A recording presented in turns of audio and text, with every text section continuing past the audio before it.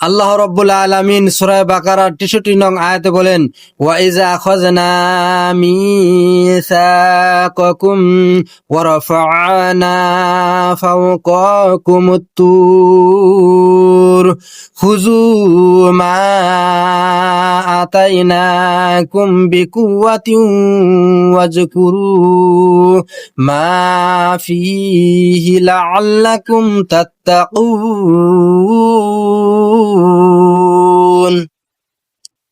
আল্লাহ রাব্বুল আলামিন বলেন, ওয়াইজ আর যখন, এবং যখন আখাযনা আমরা গ্রহণ করলাম, মিসাকাকুম তোমাদের অঙ্গীকার, ওয়া রাফা'না এবং আমরা উত্তোলন করলাম, ফাওকাকুম তোমাদের উপরে, তুর পর্বত, খুজু তোমরা গ্রহণ করো, মা যা, আতাই নাকুম আমরা তোমাদের দিয়েছি, অর্থাৎ যা আমরা তোমাদেরকে দিয়েছি তা তোমরা গ্রহণ করো, বিকুওয়াতি অর্থাৎ দৃঢ়তার সাথে, ওয়াজকুরু এবং তোমরা স্মরণ করো, মা ফিহি যা তাতে রয়েছে, লাআল্লাকুম তাত্তাকুন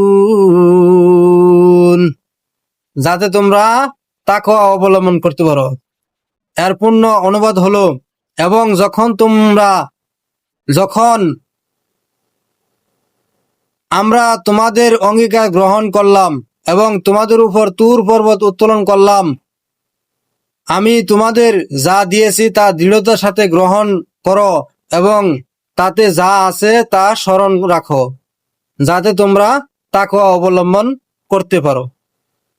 এই আয়াতের তাফসির, প্রাচীন তাফসির গ্রন্থসমূহ হলো, যেমন তাফসিরে আত-তাবারি, যিনি মৃত্যুবরণ করেছেন 310 হিজরিতে। ইমাম মুহাম্মদ ইবনে জারির আত-তাবারি বলেন, আল্লাহ বনি ইসরায়েলের কাছ থেকে তাওরাত মানার অঙ্গীকার নেন। তারা তাওরাতের কঠিন বিধান দেখে গ্রহণে অনীহা প্রকাশ করে। তখন আল্লাহ রব্বুল আলামিন তুর পর্বতকে তাদের মাথার উপর তুলে ধরেন।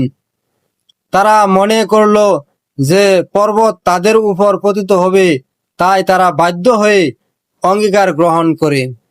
তাফসিরে মাতুরিদি, যিনি মৃত্যুবরণ করেন 333 হিজরিতে, ইমাম আবু মনসুর আল মাতুরিদি বলেন, বিকুয়া অর্থাৎ দৃঢ়তার সাথে, অর্থাৎ